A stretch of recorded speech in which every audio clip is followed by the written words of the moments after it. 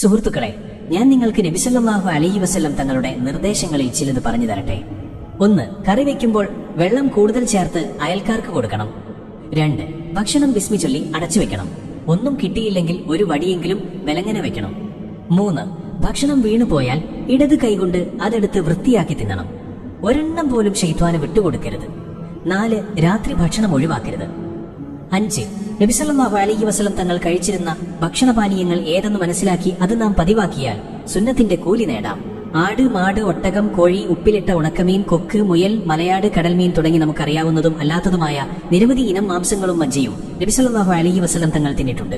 പച്ചക്കറികളിൽ ഏറ്റവും ഇഷ്ട ഇനം ചീരയായിരുന്നു.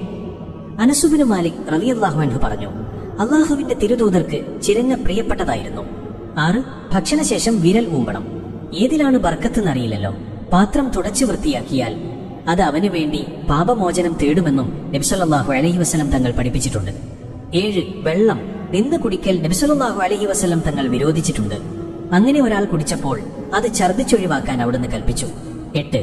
ഒന്നാകെ ഒറ്റയടിക്ക് കുടിക്കാതെ 3 ശ്വാസത്തിൽ അല്പാൽപമായാണ് അള്ളാഹുവിന്റെ തിരുദൂതർ വെള്ളം കുടിച്ചിരുന്നത്.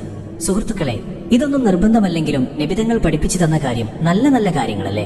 ഇതെല്ലാം പ്രാവർത്തികമാക്കി ജീവിക്കൽ സുന്നത്തുള്ള കാര്യമാണെന്ന് നിങ്ങൾക്കെല്ലാവർക്കും അറിയാം. നിബിധങ്ങൾ പഠിപ്പിച്ചു തന്ന കാര്യങ്ങൾ ജീവിതകാലം മുഴുവനും അനുസരിച്ച് ജീവിക്കാനുള്ള തൗഫീഖ് അള്ളാഹു നമുക്കെല്ലാവർക്കും നൽകട്ടെ. ആമീൻ യാ റബ്ബൽ ആലമീൻ. ഹബീബെ, ഇതൊന്നും അറിയാത്ത നിങ്ങളുടെ നല്ലവരായ സുഹൃത്തുക്കളിലേക്കും ഈ വീഡിയോ എത്തിച്ചു കൊടുക്കാൻ മറക്കല്ലേ. ഇൻഷാ അല്ലാഹ്, അവർ നിങ്ങൾ കാരണം ഒരു അമൽ ചെയ്താൽ അതിന്റെ പ്രതിഫലം നിങ്ങൾക്കും അവർക്കും ഒരുപോലെ ലഭിക്കില്ലേ? അള്ളാഹു നമ്മുടെ എല്ലാവരുടെയും അമലുകളെല്ലാം സ്വീകരിക്കുമാറാകട്ടെ. ആമീൻ യാ റബ്ബൽ ആലമീൻ.